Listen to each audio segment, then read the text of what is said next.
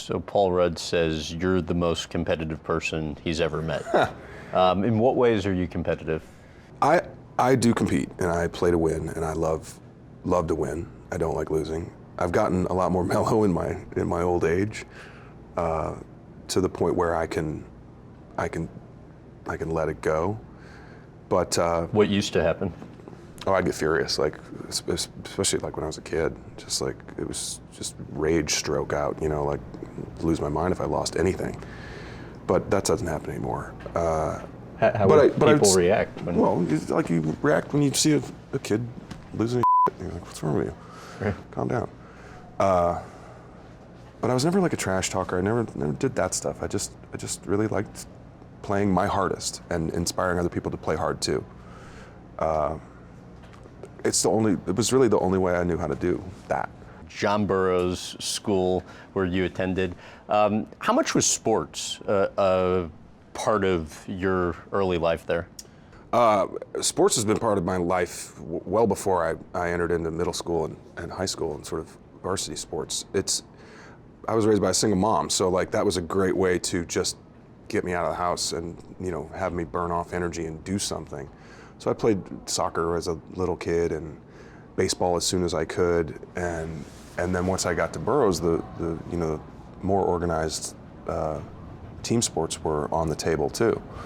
And the thing in Burroughs is in 7th and 8th grade, you are required to play every sport.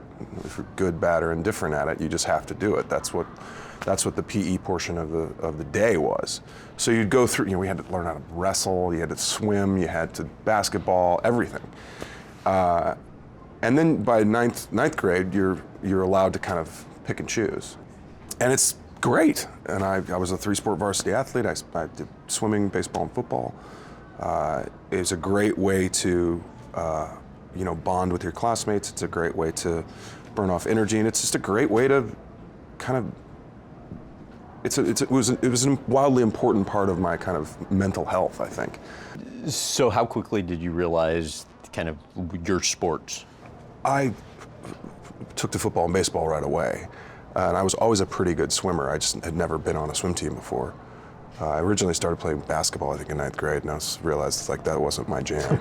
I was a decent rebounder, but not quite much else. Mm-hmm. But then we started a swim team. I was on the inaugural men's varsity swim team, I think in 10th grade. We were called the Lemmings. How was it? We were fine. We had a couple good guys. I was always a middling swimmer, but it was fun. How close were you to being a Division I football player? Not close at all. Oh, come on. I mean, there was... No. I mean, I thought all you had to do was basically say yes. No. I don't. You're wildly misinformed. Okay. Division I now especially, but even back then in the 80s when I graduated, I was this size. I was 6'1", 6'2", 195, 200 pounds. I would have had to put on 40 pounds of muscle to crack that code. The kind of business approach or the corporatization of sport, I wasn't interested in it. I didn't want to be a professional athlete. The dedication is too much. It didn't seem fun.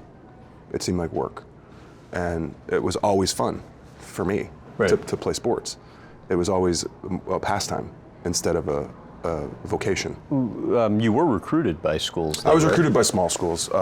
And some Ivy League? Cornell, I think I got a recruitment, but they weren't allowed to give scholarships, and I couldn't afford to pay private tuition. It was just not an option to do that. It was just too expensive. I couldn't afford it. Did you consider playing small school? Again, not really. Okay. It would have taken too much of my time. I wanted college to be a time where I kind of figured out what I want to do with my life, and I was pretty sure I didn't want to be a professional athlete.